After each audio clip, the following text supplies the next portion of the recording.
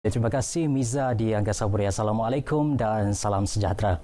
Keputusan Majlis Fatwa Negeri Sabah membenarkan jemaah solat Jumaat daripada 12 kepada 40 jemaah bermula hari ini dipatuhi pihak pengurusan masjid-masjid dengan memastikan langkah keselamatan dilaksana mengikut prosedur operasi standard ditetapkan. Tinjauan RTM di Masjid Negeri Sabah di Sembulan Kota Kinabalu mendapati jemaah mengikut SOP ditetapkan, termasuk mengamalkan penjarakan sosial, memakai pelitup hidung dan mulut dan menjalani pemeriksaan suhu di pintu masuk. Bermula daripada pagar lagi.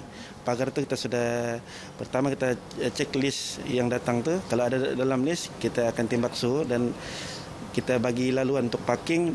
Sebelum masuk masjid kita akan cek semuanya. Pertama catip nama, lepas tu tembak suhu, lepas tu kita pastikan orang pertama bawa sejadah sendiri, kedua memakai topeng muka. Jemaah yang ditemui menzahirkan rasa syukur dengan pertambahan jumlah jemaah yang sememangnya dinantikan sejak pelaksanaan Perintah Kawalan Pergerakan. Syukur kepada Allah Subhanahu Wa Taala yang bila jemaah itu sudah ditambahkan kepada 40 orang, kita pun merasa senang hatilah juga sebab ini peluanglah yang kita boleh dapat daripada apa yang sudah lama, terlalu lama sudah juga.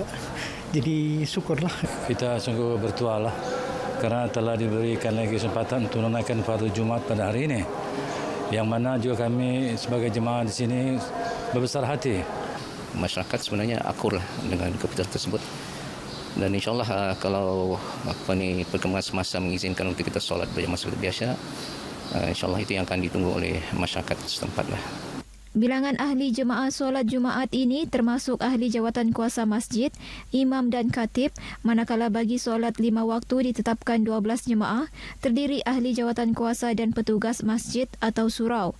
Mereka yang berumur lebih 70 tahun dan mempunyai masalah kesihatan tidak dibenarkan. Pelan Jana Semula Ekonomi Negara Penjana yang diumumkan Perdana Menteri Tan Sri Muhyiddin Yassin sebentar tadi sememangnya dinantikan rakyat dan industri yang terkesan di Sabah berikutan aktiviti terjejas akibat pandemik COVID-19. Dengan matlamat utama memperkasa rakyat, merancakan perniagaan dan merangsang ekonomi, ia diharap dapat membantu semua lapisan masyarakat dan pelbagai industri negara. Orang awam yang ditemui memberi reaksi positif terhadap pelan berkenaan dan berharap ia dilaksana dengan berkesan. Kalau kerajaan bagi insentif atau bantuan untuk kita ambil pekerja yang menganggur, kita akan dapat bantu dorang sebab di samping kita bagi dorang pendapatan gaji daripada kita punya perusahaan, kerajaan juga ada bagi bantuan. Kita adalah satu keperluan yang mungkin kita boleh terima dengan baiklah. Dari segi peluang dapat bekerja, satu, dari segi keuangan, satu, dapat meringankan beban yang pekerja-pekerja penganggur selama ini lah, sama dengan yang bekas-bekas kena buang kerja, sekarang dapat peluang dapat bekerja balik lah. Dapat memudahkan kami yang tahu pasal yang macam sisi yang berkait dengan yang COVID sekarang ni lah, peningkatan yang COVID di negara kita meningkat menurun. Tidak perlu beli yang macam ada satu jam RM1. Yang dia macam jimat jugalah untuk pengguna yang melalui internet. Secara keseluruhan, 40 inisiatif di bawah Penjana bernilai RM35 bilion untuk mempercepatkan pemulihan ekonomi yang berdaya tahan, antaranya sektor pelancongan, perusahaan kecil dan sederhana dan pemerkasaan e-dagang. 2 lelaki ditemukan mati menggantung diri dalam 2 kejadian berasingan di Pinampang dan Bandaraya Kota Kinabalu semalam. Kes pertama merupakan seorang lelaki tempatan berusia 23 tahun ditemukan mati dalam keadaan tergantung pada kipas siling di sebuah bilik sewa di Pinampang kira-kira 6.28 petang. Menurut kenyataan Ketua Polis Daerah Pinampang DSP Muhammad Haris Ibrahim, 2 penyewa lain yang terhidu bau busuk dari bilik mangsa menghubungi pemilik rumah yang kemudian melaporkannya kepada pihak polis. Polis kemudian menjalankan pemeriksaan dan menemukan mangsa tergantung pada kipas siling di bilik berkenaan. Mayat dihantar ke Hospital Queen Elizabeth HQE Kota Kinabalu untuk tindakan lanjut.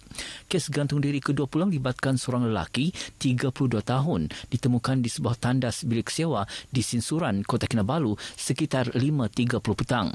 Ketika dihubungi Ketua Polis Daerah Kota Kinabalu, SCP Habibi Majinci memaklumkan tunang mangsa dengan bantuan jiran menemukan mangsa tergantung pada besi tangki air tandas. Siasatan polis di lokasi kejadian mendapati tiada unsur jenayah. Mayat mangsa dihantar ke unit forensik untuk ujian COVID-19 sebelum proses bedah siasat dijalankan. Sempena sambutan Hari Alam Sekitar kali ini dengan tema Time for Nature, Jabatan Alam Sekitar JAS Negeri Sabah akan melancarkan 2 pertandingan secara dalam talian. Pengarah JAS Negeri Amirul Arifin berkata ia bertujuan meningkatkan kesedaran dan penglibatan masyarakat dalam penjagaan alam sekitar khususnya di Sabah yang kaya dengan pelbagai flora dan fauna. 2 pertandingan berkenaan ialah pertandingan montaj Hari Alam Sekitar Sedunia yang dibuka kepada guru-guru di negeri ini dan pertandingan mesej alam sekitar dibuka kepada kanak-kanak berumur 5 hingga 12 tahun. Ini untuk memastikan bahawa generasi yang akan datang akan terus menikmati, mewarisi alam semula jadi seperti mana yang kita ada pada hari ini. Malah lebih baik daripada yang ada hari ini.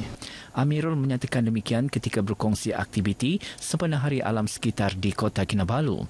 Dalam pada itu, beliau mengingatkan pihak industri agar tidak melakukan pencemaran kerana tindakan tegas akan diambil termasuk menggantung lesen mana-mana kilang atau industri di bawah Akta Kualiti Alam Sekeliling 1974 dan peraturan-peraturan di bawahnya. Menurut Amirul, JAS juga akan bekerjasama dengan kerajaan negeri untuk melestarikan pembangunan negeri agar lebih bersifat mesra alam.